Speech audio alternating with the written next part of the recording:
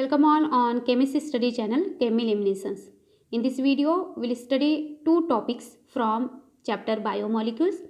First topic is a optical isomerism in glucose and second one is a fructose. Let's start first optical isomerism in glucose. या पॉईंटचा study करण्यापूर्वी आपण आधी आयसोमर्स म्हणजे काय आहे किंवा ऑप्टिकल आयसोमर्स म्हणजे काय हे समजून घेऊ. तर हे ऑलरेडी आपण 11th आणि 12th स्टडी केलेलं आहे. Isomers are those compound which having same molecular formula but different structure arrangement. Optical isomers काय असतात तर these are also kind of isomers which having same molecular formula but they rotate plane polarise light in opposite direction. जर एक clockwise डिरेक्शनला rotate करत असेल तर दुसरा काय करतो अँटी क्लॉकवाईज डिरेक्शनला रोटेट करतो आणि ते दोन्ही एकमेकांचे एनान्शोमर्स असतात म्हणजे non super imposable mirror images of each other. जर एकाला उचलून दुसऱ्यावरती जर ठेवलं तर ते एकमेकांना परफेक्टली कवर करत नाही. तर हे सगळं आपण ऑलरेडी स्टडी केलेलं आहे. आता यामध्ये आपल्याला ग्लुकोजमधले ऑप्टिकल आयसोमर्सचा स्टडी करायचा आहे. तो ग्लुकोजचा फॉर्म्युला आपण ऑलरेडी स्टडी केला आहे. त्याचे स्ट्रक्चरल फॉर्म्युला बघितला आहे. स्ट्रक्चरल फॉर्म्युलामध्ये काय आहे का फर्स्ट जो कार्बन आहे तो अल्डिहाइडिक कार्बन आहे. टोटल 6 कार्बन प्रेझेंट आहे. Out of that first is aldehydic carbon. All 5 carbons जे आहेत त्या प्रत्येकाकडे OH ग्रुप प्रेझेंट आहे. आणि त्याचे स्ट्रक्चरवरून असं समजतं का that glucose have 4 chiral carbon atoms. ग्लुकोजकडे 4 कायरल कार्बन ॲटम्स प्रेझेंट आहे. कायरल कार्बन म्हणजे कोणते carbon the carbon which is attach to 4 different atom or a group of atom. तसे ग्लुकोजमध्ये 4 कायरल कार्बन आहे. नंबर ऑफ कायरल कार्बन जर आपल्याला एखाद्या मॉलिक्युलचे माहीत असतील तर त्यावरून आपण त्याचे किती ऑप्टिकल आयसोमर फॉर्म होऊ शकतात किंवा किती स्टेरिओ आयसोमर्स फॉर्म होऊ शकतात हे आपण एका फॉर्म्युलावरून कॅल्क्युलेट करू शकतो. And that formula is number of stereo structures or optical isomers is equal to 2n. Here n is a number of chiral carbon. आता आपल्याला माहीत आहे का ग्लुकोजमध्ये 4 कायरल कार्बन ॲटम प्रेझेंट आहे. ग्लुकोज म्हणजे अल्डोहेक्झोजमध्ये. IUPAC नॉमेनक्लेचरमध्ये आपण बघितलं आहे का ग्लुकोजचा नेम जो आहे IUPACनुसार अल्डोहेक्झोज येतो. तर अल्डोहेक्झोजमध्ये 4 कायरल कार्बन आहे त्यामुळे आपण 2^4 हा कॅल्क्युलेशन करून फाइंड आउट केला आहे. That is aldohexose exist in 16 optical isomers. तो 16 ऑप्टिकल आयसोमर्समध्ये एक्झिस्ट करतो. Out of that glucose is one of them. Out of that glucose हा एक आहे. अनदर थिंग का मग तो जो ऑप्टिकल आयसोमर आहे दॅट इज ग्लुकोज त्याची अरेंजमेंट कशी आहे तर on the basis of chemical evidence and measurement of optical activity Emil Fischer a German Nobel laureate. German scientist आहे त्यांचा नेम आहे इमिल फिशर. त्यांना 1902 नोबेल प्राईजही मिळालेला आहे या वर्कसाठी.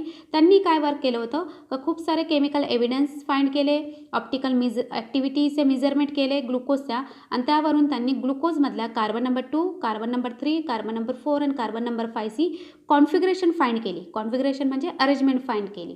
तर हे जे कार्बन 2 कार्बन 3 कार्बन 4 आणि कार्बन 5 आहे ग्लुकोजमधले इथं ॲस्टेरिस्क मार्क्सने त्यांना रिप्रेझेंट केलेलं आहे. You can see it here. This is 3 4 and this one is a 5. ते 4 जे कार्बन्स आहे they all are a chiral carbon आणि या कायरल कार्बनची जी अरेंजमेंट आहे कॉन्फिगरेशन आहे ती या इमिल फिशर यांनी फाइंड केली.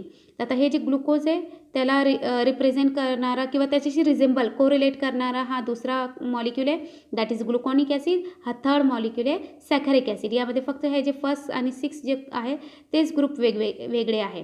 बाकीचे जे कायरल कार्बन्स आहे 2 3 4 5 नंबरचे दे आर सिमिलर. सगळे हे न्यूमन प्रोजेक्शन फॉर्म्युलामध्ये रिप्रेझेंट केलेले आहे. ग्लुकोजची ऑप्टिकल ॲक्टिव्हिटी मग फाइंड केली गेली. तर ऑप्टिकल ॲक्टिव्हिटी ही कशी फाइंड केली जातात तर त्याचा स्पेसिफिक रोटेशन फाइंड केलं जातं. मी ऑलरेडी सांगितलं ऑप्टिकल आयसोमर्स काय असतात they rotate plane polarise light in opposite direction. मग त्यांचा जो रोटेशन आहे त्याला स्पेसिफिक रोटेशन या टर्ममध्ये कॅल्क्युलेट केलं जातं आणि त्यावरून ठरवलं जातं का ते कोणत्या बाजूला रोटेट करतात क्लॉकवाईज रोटेट करतात का अँटी क्लॉकवाईज. तर ग्लुकोजची optical activity in terms of specific rotation calculate केली गेली ती आली आहे +52.70 आणि due to dextro rotation glucose is also called dextrose. मग ही जी व्हॅल्यू आहे +52.70 यावरून असं समजतं का ग्लुकोज जी प्लेन पोलराइज लाईट आहे त्याला क्लॉकवाईज डिरेक्शनमध्ये रोटेट करतो म्हणजे राईट हँड साईडला रोटेट करतो. राईट हँड साईडवरून त्याला डेक्स्ट्रो रोटेशन असं म्हटलं जातं त्यावरून ग्लुकोजला डेक्स्ट्रोज असाही वर्ड यूज केला जातो. Dextrorotatory nature of glucose is designated as plus glucose or D glucose. त्याचा हा जो नेचर आहे डेक्स्ट्रो रोटेशनचा म्हणजे प्लेन पोलराइज लाईटला राईट हँड साईडला रोटेट करण्याचा, त्यावरून त्याला डेझिग्नेट केलं जातं म्हणजे रिप्रेझेंट केलं जातं. तर त्याच्यासाठी प्लस सिम्बॉल यूज केला जातं ग्लुकोजच्या आधी ॲज अ प्रिफिक्स म्हणून, किंवा स्मॉल डी यूज केलं जातं. प्लस ग्लुकोज किंवा डी ग्लुकोज असं लिहिलं जातं. आता स्मॉल डी आहे तर तुम्ही कॅपिटल डी ही बघितला असेल. तो जो कॅपिटल डी आहे तो अनदर डेझिग्नेशन आहे, वेगळा डेझिग्नेशन आहे. तो ऑप्टिकल रोटेशनला रिप्रेझेंट करत नाही, तो कॉन्फिगरेशनला रिप्रेझेंट करतो. D glucose is another designation of glucose. This designation indicates the configuration of glucose rather than the sign of its optical rotation. Optical rotation जर रिप्रेझेंट करायचं असेल तर तिथं plus minus small D small L हे symbols use केले जातात. आणि capital D आणि कॅपिटल एल हे कॉन्फिगरेशनला रिप्रेझेंट करण्यासाठी यूज केले जातात. मग ते कशावरून ठरवलं जातं हे आधी आपण स्टडी करून घेऊ. D or L configuration system. The prefix D or L in the name of compound indicates relative configuration of stereoisomers. स्टेरिओआयसोमर्समधले रिलेटिव्ह कॉन्फिगरेशन म्हणजे त्यांची अरेंजमेंटला रिप्रेझेंट करण्यासाठी कॅपिटल डी और एल हे प्रिफिक्स यूज केले जातात. It refers to a particular enantiomer of glyceraldehyde. हे कुठून काढले गेले तर ग्लायसरॉल्डिहाइडच्या एनॅन्शोमर्सवरून हे कॅल्क्युलेट केलं गेलं किंवा तिथून तो रेफर केला गेला. तर ग्लायसरॉल्डिहाइडचा जो स्ट्रक्चर आहे तो आहे हा. इथं तुम्ही बघू शकतात दिस इज द ग्लायसरॉल्डिहाइड. या ग्लायसरॉल्डिहाइडमध्ये जो कार्बन नंबर 2 आहे त्याला स्ट्रेस मार्क आहे म्हणजे तो कायरल कार्बन आहे. त्यामध्ये एक कायरल कार्बन आहे. दॅट मीन्स 2n हा फॉर्म्युलाचा जर आपण यूज केला तर is equal to 2n 1. therefore the value is 2. that's why जो ग्लायसरॉल्डिहाइड हा 2 एनॅन्शोमर आहेत त्याचे 2 ऑप्टिकल आयसोमर्स तो फॉर्म करू शकतो किंवा स्टेरिओ आयसोमर्स फॉर्म करू शकतो. तर ग्लायसरॉल्डिहाइड हॅज 1 कायरल कार्बन C2 आणि एक्झिस्ट ॲज ए 2 एनॅन्शोमर्स. तर 2 एनॅन्शोमेरिक फॉर्ममध्ये. Enantiomers are non super imposable mirror images of each other. म्हणजे हा जो आहे त्याला उचलून जर आपण याच्यावरती जर ठेवला तर तो एकमेकांना परफेक्टली कवर करत नाही. CHOला कवर करेल, CH2OHला कवर करेल, बट हा जो OH ग्रुप आहे तो राईट हँड साईडला येईल आणि हा जो OH ग्रुप आहे तो लेफ्ट हँड साईडला येईल आहे. त्यामुळे ते एकमेकांना परफेक्टली कवर करत नाही. तर त्यांना असं म्हटलं जातं non super imposable mirror images of each other. म्हणजे ते एकमेकांचे जर इथं आपण इमॅजिन केलं की इथं मिरर आहे मध्ये त्यांचा, तर डेफिनेटली ते एकमेकांचे मिरर इमेजेस दिसतात. त्यांना एनॅन्शोमर्स म्हटलं जातं आणि त्यांना फिशर प्रोजेक्शन फॉर्म्युलामध्ये या वेमध्ये रिप्रेझेंट केलं जातं. तर हे जर तुम्ही ऑब्झर्व केलं तर फर्स्ट वन जो आहे तो आहे प्लस ग्लायसरॉल्डिहाइड आणि हा जो सेकंड आहे तो आहे मायनस ग्लायसरॉल्डिहाइड. आता प्लस आणि मायनस सिम्बॉल हे काय रिप्रेझेंट करतो? ऑप्टिकल रोटेशन रिप्रेझेंट करतं. म्हणजे हा जो प्लस ग्लायसरॉल्डिहाइड आहे त्याने राईट हँड साईडला किंवा क्लॉकवाईज डिरेक्शनला ऑप्टिकल जी लाईट आहे प्लेन पोलराइज लाईट त्याला रोटेट केलं असेल. आणि जो मायनस ग्लायसरॉल्डिहाइड आहे त्याने कुठं रिप्रेझेंट केलं असेल लेफ्ट हँड साईड किंवा अँटी क्लॉकवाईजला रिप्रेझेंट केलं आहे. बट त्यांच्या आधी आणखीन कॅपिटल डी आणि कॅपिटल एल सिम्बॉल आहे. तर कॅपिटल डी आणि कॅपिटल एल सिम्बॉल हे यांची कॉन्फिगरेशन दाखवतो म्हणजे कायरल कार्बनची अरेंजमेंट दाखवतो. आणि यावरूनच मग बाकीचे जे ग्रुप आहे जे यांना कोरिलेट करत असतील बाकीचे जे मॉलिक्यूल त्यावरून त्यांना डी किंवा एल कॉन्फिगरेशनमध्ये ठेवलं जातं. Plus isomer of glyceraldehyde has D configuration. जो प्लस ग्लायसरॉल्डिहाइड आहे त्याला डी कॉन्फिगरेशन असं टर्म यूज केलं गेलं आहे. It means that when its structural formula return on paper the OH group lies on right hand side in the structure. याचं meaning असं का जेव्हा कधी तुम्ही एखादं स्ट्रक्चर बघाल आणि त्यामध्ये OH ग्रुप हा जर राईट हँड साईडला असेल तर त्याला डी कॉन्फिगरेशन असं लिहायचं. बिकॉज तो कुणाशी कोरिलेट करतोय plus capital D plus isomer of ग्लायसरॉल्डिहाइडशी. तो या प्लस आयसोमर ऑफ ग्लायसरॉल्डिहाइडशी रिझेंबल करतोय कोरिलेट करतोय म्हणून त्या कंपाऊंडला डी कॉन्फिगरेशन असं म्हणायचं. Similarly where as that the compound which correlate to L or minus isomer त्यांना मग एल कॉन्फिगरेशन असं लिहायचं. Glyceraldehyde are said to have L configuration in L minus isomer. OH group is on left hand side in a structure. जर एखाद्या कंपाऊंडमध्ये OH group हा left hand साईडला असेल तर त्याला एल ग्लायसरॉल्डिहाइड म्हणायचं आणि जर OH ग्रुप हा राईट हँड साईडला असेल तर त्याला डी आयसोमर असं म्हणायचं. हे कुठून कॅल्क्युलेट केलं गेलं किंवा डिटरमाइन केलं गेलं तर हे ग्लायसरॉल्डिहाइडच्या एनॅन्शोमर्सवरून फाइंड आउट केलं गेलं आहे. आणि ही जी सिस्टीम आहे डी एल कॉन्फिगरेशन असाइन करण्याची त्याला रिलेटिव्ह कॉन्फिगरेशन असं म्हटलं जातं. This system is of relative configuration of chiral compound. A monosaccharide is assigned D or L configuration on the basis of the configuration of the lowest chiral carbon in its Fisher projection formula. आता जे मोनोसॅक्राइड आपण study करतोय, for example glucose आहे, fructose आहे, तर त्यामध्ये आपल्याला माहिती आहे का there are 4 chiral carbon atom. तिथं 4 कायरल कार्बन. मग कोणत्या कायरल कार्बनची अरेंजमेंट कन्सिडर करायची किंवा कोणत्या कायरल कार्बनवरचा OH ग्रुप कन्सिडर करायचा, तर जो लोएस्ट कायरल कार्बन आहे स्ट्रक्चरमधला, फिशर प्रोजेक्शनमधला, त्याची अरेंजमेंट, त्याचा कॉन्फिगरेशन स्टडी करायचा. त्यामध्ये जर OH ग्रुप राईट हँड साईडला असेल तर त्याला D कॉन्फिगरेशन म्हणायचं. त्यामध्ये जर OH ग्रुप लेफ्ट हँड साईडला आहे तर त्याला L कॉन्फिगरेशन म्हणायचं.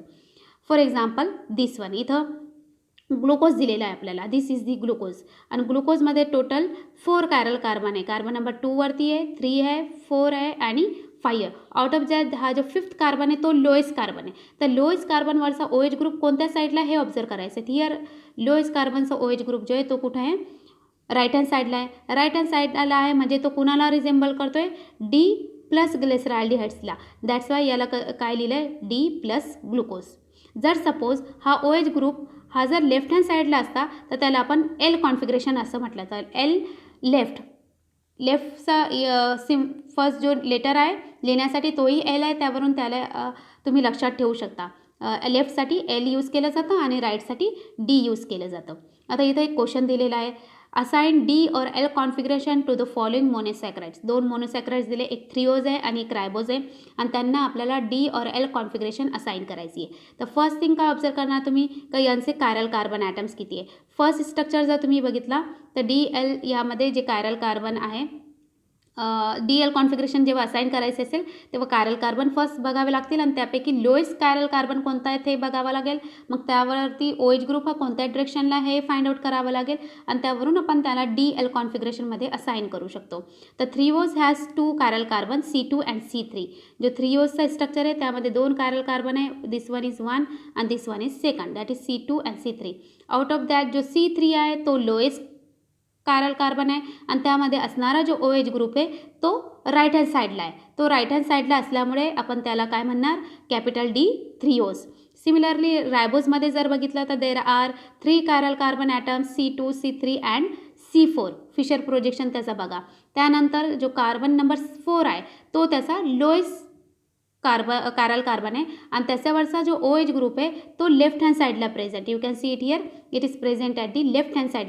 त्यामुळे हा जो रायबोज आहे त्याला आपण कसं रिप्रेझेंट करणार, कॅपिटल L रायबोज. तर या वेमध्ये आपल्याला कोरिलेट करायचं असतं capital D glyceraldehyde and capital L ग्लिसरॉल्डिहाइडशी.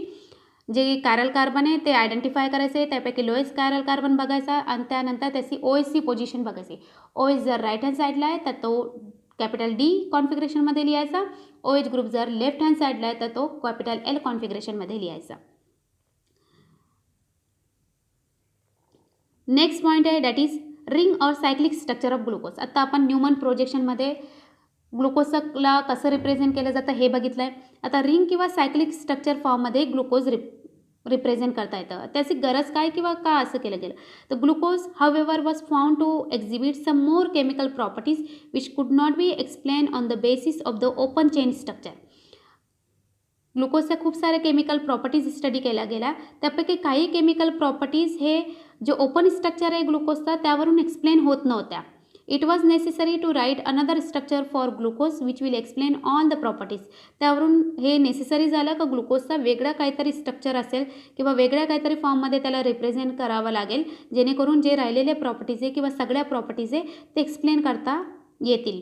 त्यामुळे रिंग स्ट्रक्चर जो आहे तो ड्रॉ केला गेला आणि ring structure of glucose fulfils all the requirements of chemical properties. Glucose is found to have 2 cyclic structure. Glucose हा 2 सायक्लिक स्ट्रक्चरमध्ये असतो. इथं दिलं आहे 2 सायक्लिक स्ट्रक्चर, 4 अँड 7 हे 2 स्ट्रक्चर्स आहे. तर 4th अँड 7thमध्ये यू कॅन सी दॅट हे सायक्लिक स्ट्रक्चर. इथं सायकल दिसते ना, पूर्ण रिंग दिसते, तर याला रिंग किंवा सायक्लिक स्ट्रक्चर असं म्हटलं जातं. This is 4th and this one is 6th and 7th जो आहे तो सायक्लिक स्ट्रक्चर आहे ग्लुकोजचा. आणि they are equilibrium with this open chain structure. ते इक्विलिब्रियममध्ये, हा जो साईन आहे तो इक्विलिब्रियमचा साईन आहे, ते इक्विलिब्रियममध्ये आहे म्हणजे इक्वल क्वांटिटीमध्ये ते प्रेझेंट असतात विथ ओपन चेन स्ट्रक्चर. हा ओपन चेन स्ट्रक्चरमध्ये, दॅट इज जो स्ट्रक्चर नंबर 1 आहे तो ओपन चेन स्ट्रक्चर आहे.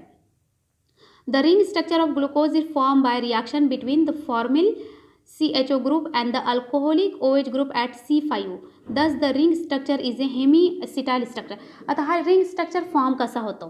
तो ग्लुकोजमध्ये आपल्याला माहिती आहे अल्डिहाइडिक फंक्शनल ग्रुप आहे कार्बन नंबर 1 वरती आणि बाकीचे जे कार्बन आहे रिमेनिंग 5 प्रत्येकाकडे OH OH ग्रुप आहे. आउट ऑफ दॅट जो 5th कार्बन आहे तिथं जो OH ग्रुप प्रेझेंट आहे तो OH ग्रुप काय करतो, त्याचा जो ऑक्सिजन आहे तो कार्बनवरती अटॅक करतो, म्हणजे त्याच्याबरोबर रिॲक्शन करतो आणि रिंग फॉर्म करतो. You can see it here. हा जो आहे this is the 5th carbon OH group आहे, तो या कार्बनबरोबर काय करतो आहे रिॲक्शन करतो आहे, म्हणजे फॉर्मिल कार्बनबरोबर त्याने त्याच्याबरोबर बॉन्ड फॉर्म केला आहे, म्हणून हा एक स्ट्रक्चर आणि हा एक स्ट्रक्चर असे 2 स्ट्रक्चर काय झाले फॉर्म झालेले आहे. The two cyclic hemiacetal form of glucose differ only in the configuration of the hydroxy group at C1. जर दोन्ही स्ट्रक्चर जर आपण कोरिलेट केले तर ते दोन्ही स्ट्रक्चर कुठं एकमेकांशी डिफरंट आहे, तर only at the carbon number 1. ते फक्त कार्बन नंबर 1 वरती डिफरंट आहे. This one is the carbon number 1. Here it is a carbon number 1. Carbon number 1 जो आहे डी ग्लुकोजमधला OH ग्रुप हा राईट हँड साईडला आहे आणि डी प्लस ग्लुकोजमध्ये जर बघितलं it is at the left hand side. हा लेफ्ट हँड साईडला आहे. बाकी ऑलमोस्ट जो पार्ट आहे रिमेनिंग जो पार्ट आहे दॅट इज दी सिमिलर, तो काय सेम आहे. फक्त कार्बन नंबर 1 जो आहे तिथं त्यांची जी अरेंजमेंट आहे कॉन्फिगरेशन आहे हायड्रॉक्सिल ग्रुपची जी पोझिशन आहे ती डिफरंट आहे. दॅट्स वाय जो कार्बन नंबर 1 आहे इट इज कॉल्ड ॲनोमेरिक कार्बन. त्याला ॲनोमेरिक कार्बन असं म्हटलं जातं आणि त्यामुळे ॲडिशनल कायरल कार्बन सेंटरही क्रिएट होतो. आधी आपण बघितलं आहे ग्लुकोजमध्ये किती कायरल कार्बन्स होते, ओनली 4 कायरल कार्बन्स होते. बट आत्ता जर तुम्ही ऑब्झर्व केलं it is carbon number 1 is also chiral, 2 is also chiral, 3 is also chiral, 4 is also chiral, 5th is also chiral. म्हणजे एक जो कायरल कार्बन आहे तो काय झाला ॲडिशनल झाला आहे due to the ring structure. Such isomer that is alpha form and beta form are called anomers. आणि हे जे आहे जे फक्त carbon number 1 that is the anomeric कार्बनवरती एकमेकांपासून डिफरंट आहे, तर हे 2 जे एनॅन्शोमर्स आहे किंवा आयसोमर्स आहे त्यांना ॲनोमर्स असं म्हटलं जातं. नवीन टर्म्स इथं आली आहे. The isomers which are differ at anomeric carbons are called anomers. तर याला अल्फा फॉर्म किंवा बीटा फॉर्म असंही म्हटलं जातं. आता हा अल्फा फॉर्म आणि बीटा फॉर्म हे वर्ड कुठून आले तेही आपण बघूया. बट बिफोर दॅट हा जो रिंग स्ट्रक्चर आहे किंवा हा जो न्यूमन प्रोजेक्शन आहे तेही लक्षात ठेवायचं आहे. न्यूमन प्रोजेक्शनवरून किंवा या ओपन स्ट्रक्चरवरून रिंग स्ट्रक्चर कसं फॉर्म झालं आहे हेही लक्षात ठेवा. कार्बन नंबर 5ने कार्बन नंबर 1 बरोबर रिॲक्शन करून म्हणजे बॉन्ड फॉर्म केला आहे, त्यावरून ही रिंग क्लोज झालेली आहे. आणि या क्लोज रिंगमध्ये 2 जे आयसोमर्सचे ग्लुकोजचे त्यांना जर बघितलं तर ते फक्त कार्बन नंबर 1 वरती एकमेकांपासून वेगवेगळे आहे, त्यामुळे त्या कार्बनला ॲनोमेरिक कार्बन आणि या 2 स्ट्रक्चरला ॲनोमर्स असं म्हटलं जातं. लेट्स सी अल्फा फॉर्म आणि बीटा फॉर्म काय. The ring of the cyclic structure of glucose contains 5 carbons and 1 oxygen. जर रिंग जर तुम्ही ऑब्झर्व केली cyclic structure of glucose it content 5 carbons and 1 oxygen. त्यामध्ये 5 कार्बन्स आहे आणि 1 ऑक्सिजन. मग चे टोटल एलिमेंट किती झाले 6 एलिमेंट झाले. तर मग ही किती मेंबर रिंग झाली इट इज 6 मेंबर रिंग. आणि ही 6 मेंबर रिंग कोणाशी कोरिलेट करते इट कोरिलेट द पायरन. ही पायरन जो मॉलिक्यूल आहे याच्याशी ते कोरिलेट करते. इथेही पायरनमध्ये 1 ऑक्सिजन आणि 5 कार्बन आहे, त्यामुळे हा जो स्ट्रक्चर आहे त्याला पायरॅनोज स्ट्रक्चर असंही म्हटलं जातं. in analogy with the 6-member heterocyclic compound pyran. Hence glucose is also called glucopyranose. त्यामुळे ग्लुकोजला ग्लुकोपायरानोज हा वर्डही यूज केला जातो. पुन्हा एकदा सांगते जो रिंग स्ट्रक्चर आहे ग्लुकोजचा तो कसा फॉर्म झालेला आहे that is because of the attack of carbon number 5 with the or formation of bond between the OH group of carbon number 5 and carbonyl carbon of formyl group किंवा aldehyde group. यावरून ही ring form झाली आहे, म्हणजे हा closure झाला आहे आणि त्यामुळे ही रिंग फॉर्म झाली. या रिंगमध्ये जर तुम्ही बघितलं आहे तर there is a 1 oxygen atom आणि टोटल 1 2 3 4 and 5 कार्बन ॲटम. कारण 6 कार्बन हा तो बाहेर आहे, तर 5 कार्बन आणि 1 ऑक्सिजन ॲटम त्यामध्ये प्रेझेंट आहे. तर हे टोटल किती झाले मग 6 मेंबर झाले त्या रिंगचे. 6 मेंबर रिंग ही कुणाशी रिझेंबल करते that resemble with the heterocyclic compound pyran. पायरनशी ती रिझेंबल करते की पायरनशी तो कोरिलेट करते. हा पायरन आहे आणि त्याच्यासारखी ग्लुकोजची रिंग तयार झालेली आहे 6 मेंबरची. त्यावरून हा जो ग्लुकोज आहे त्याला ग्लुकोपायरानोज ही म्हटलं जातं. होप तुम्हाला समजलं आहे की ग्लुकोपायरोनोज हा वर्ड कुठून आला आहे. The cyclic structure of glucose is more correctly represented by Howarth structure as given below.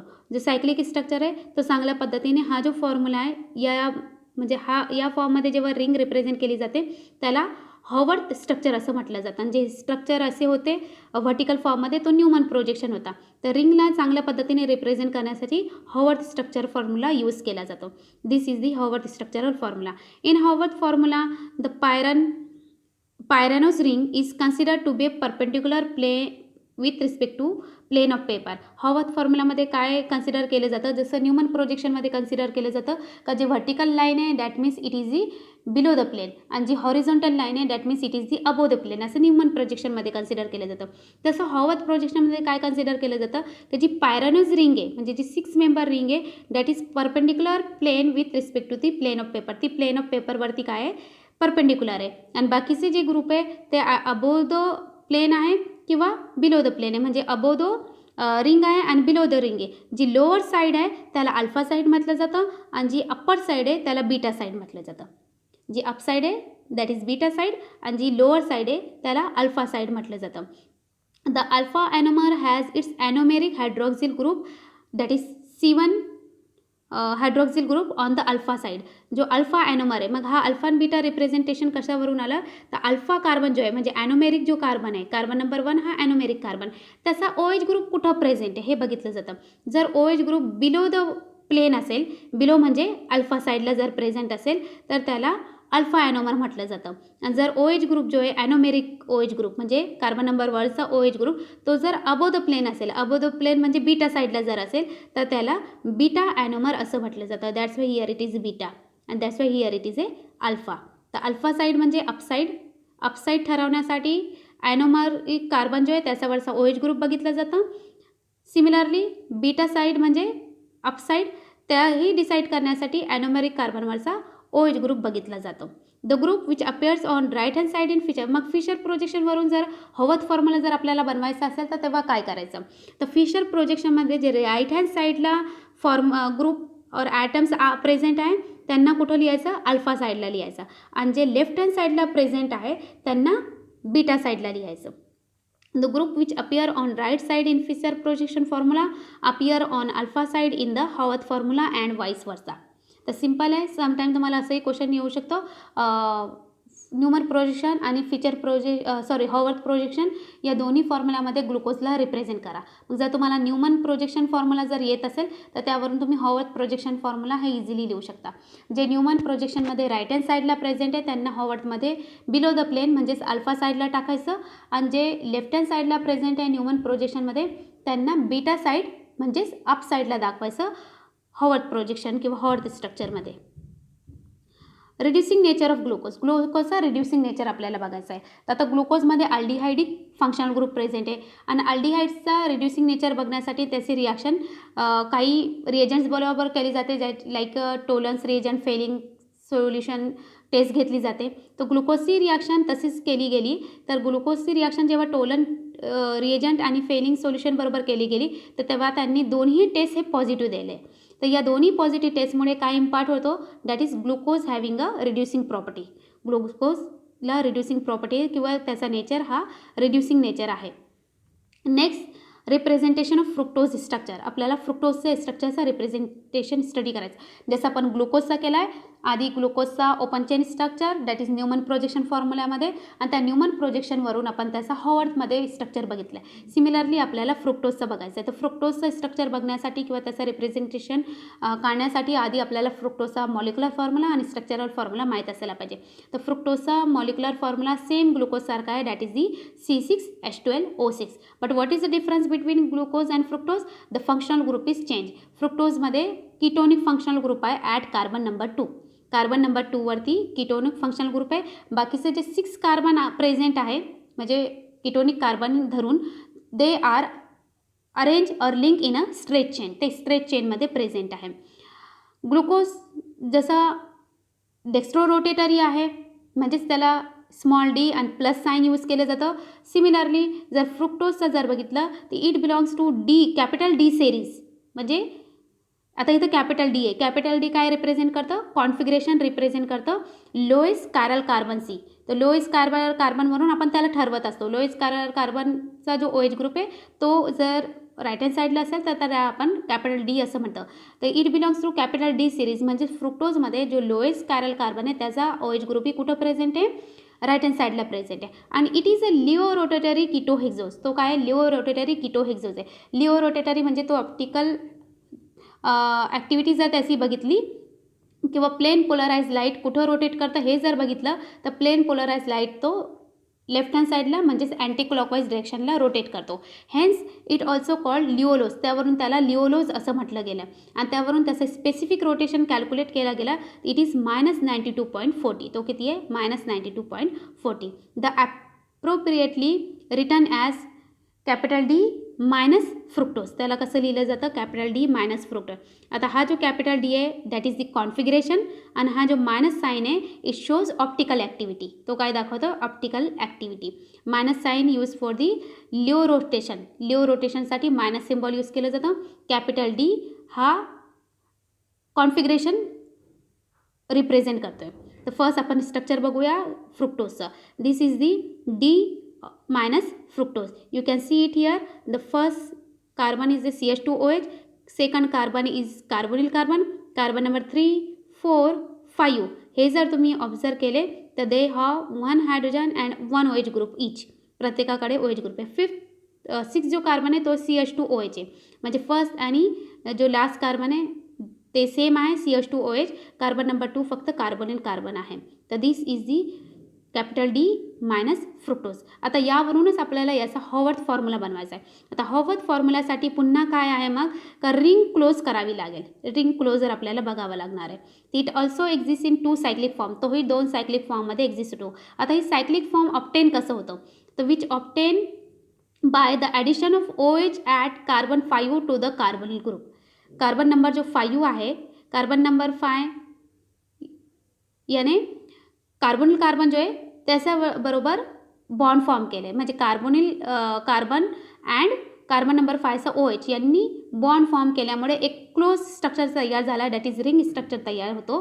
The ring दस form is 5 member ring. But इथं जी रिंग फॉर्म होते ती 5 मेंबर आहे. ऑब्वियसली नंबर जे आहे ते रिड्यूस होणार आहे कारण फर्स्ट कार्बन इथं वरती गेलं आहे. कार्बन नंबर 2 वरती कार्बोनिल कार्बन प्रेझेंट असल्यामुळे ग्लुकोजपेक्षा एका कार्बनने ही रिंग काय असणार आहे? स्मॉलेस्ट असणार आहे. तर ही जे 5th कार्बन आहे तो या कार्बोनिल कार्बनवरती काय करतो? अटॅक करतो आणि त्याबरोबर रिंग फॉर्म करतो. आणि इट्स नेम ॲज फ्रुक्टोफ्युरॅनोज. त्यावरून त्याचा फ्रुक्टोफ्युरॅनोज हा नेम आला आहे. आता फ्युरॅनोज हे कुठून आला? तर इट रिझेंबल विथ द फ्युरन. जो फ्युरन स्ट्रक्चर आहे त्याच्याशी तो रिलेटेड आहे. त्यावरून त्याचा स्ट्रक्चर हा फ्रुक्टोफ्युरॅनोज म्हटलं जातं. You can see it here. Carbon number 5 that is this carbon. त्याचा OH ग्रुपने बॉन्ड फॉर्म केला आहे कार्बन कार्बनवरून आणि त्यावरून हे 2 स्ट्रक्चर आले this one and this one. This one is a alpha fructose fructofuranose and this one is a beta fructofuranose. Fructofuranose हा word कुठून आला? 5 मेंबर रिंग फॉर्म होत आहे. 5 मेंबर रिंग हा हॉवर्थ प्रोजेक्शनमध्ये चांगले दिसते आपल्याला. इथं यू कॅन सी इट. हा फ्युरन आहे, हेट्रोसायक्लिक कंपाऊंड आहे. याच्याशी ही कोरिलेटेड आहे, एकमेकांसारखे असल्यामुळे यांना फ्युरॅनोज हा वर्ड यूज केला गेला. This is the representation of glucose. You can see it here. हा कॅपिटल डी मायनस फ्रुक्टोफ्युरॅनोज आहे. हा सुद्धा तसाच आहे. But this is the alpha and this one is a beta. Alpha आणि बीटा कशावरून आयडेंटिफाय केलं गेलं? अगेन द जो कार्बन नंबर 2 आहे त्याचा OH ग्रुप कुठं प्रेझेंट आहे त्यावरून. Here it is present at the alpha side that's why it is a alpha. आणि it is present at the beta side that's why it is a beta. आणि हे एकमेकांशी correlated आहे. हा carbon number 2 आहे त्याचा OH ग्रुप राईट हँड साईडला होता म्हणून त्याला अल्फा साईडला घेतला आहे. इथं हा लेफ्ट हँड साईडला होता म्हणून इथं याला बीटा साईडला घेतलेला आहे. आणि त्यावरून त्यांचा हा जो फिशर प्रोजेक्शन आहे त्यावरून हॉवर्थ फॉर्म्युला ड्राईव्ह केला गेलेला आहे. तर या वेमध्ये आपण जो फ्युरन आहे फ्रुक्टोज आहे त्याला फ्रुक्टोफ्युरॅनोज या फॉर्ममध्ये रिप्रेझेंट करू शकतो. होप्स तुम्हाला हे पॉईंट समजलं आहे. याची प्रॅक्टिस करा. तुम्ही जर प्रॅक्टिस केली तर इझिली तुम्हाला अंडरस्टँड होणार आहे. छोटे छोटे कन्सेप्ट आहेत ते लक्षात ठेवायचे हैं. Thanks for watching this video. Keep studying. All the best.